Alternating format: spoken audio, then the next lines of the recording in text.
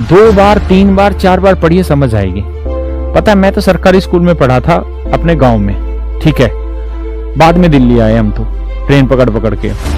और मैं जब पढ़ता था ना तो मतलब मेरे को बहुत कम ही चीजें याद अपनी बचपन की। छोटी क्लास में पढ़ता था तो गरीब परिवार से थे, घर परिवार के सारे आदमी जमींदारे में झुके रहते थे, पढ़ाने के लिए हमें कोई कुछ नहीं कहता था।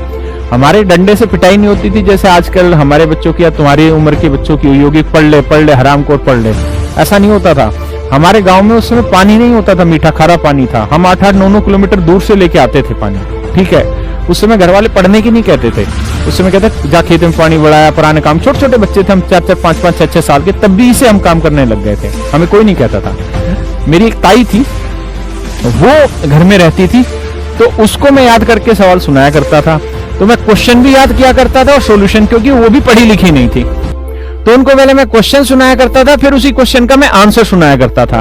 और जब मुझे कुछ चीज समझ नहीं आती थी ना, तो मैं, चूंकि मैं बच्चा था, मैं समझता नहीं था उनकी बातों को, और वो भी इतनी पढ़ी लिखी नहीं थी कि वो उन चीजों को समझ पा रही होती। लेकिन उन्होंने मुझे एक बात कही, अब तो वो स्वर्गवासी हैं, उन्होंने मुझे कहा कि तू बेटा घबरा मत, तू ऐसा कर। मेरा नाम था एक लोकल, जो भी मैं बताऊंगा नहीं। उन्होंने कहा तू घबरा मत, तू यूं कर, सवाल को 2-3 बार पढ़ते रहे, अपने आप समझ में आ जाएगा। भैया बहुत छोटी उम्र की बात है, जब मैं होगा 7-8 साल का हूँ तब की बातें हैं। और उनको ना क्वेश्चन क्यों पता था ना उनको आंसर का पता था, मैं खुद ही क्वेश्चन सुनाता था, फिर उसी का खुद ही सोल्यूशन सुनाता था। और तब उन्होंने मुझे ये बात कही कि क्वेश्चन को 2 बार 3 बार 4 बार पढ़, अपने आप उत्तर बता देगा। जो अनपढ़ थी उन्होंने मुझे ये बात बताई, और मैंने जीवन में हर जगह ये चीज फॉलो की है। आप चीजों को 2 बार 3 बार 4 बार पढ़िए, अपने आप उसका उत्तर समझ आ जाएगा।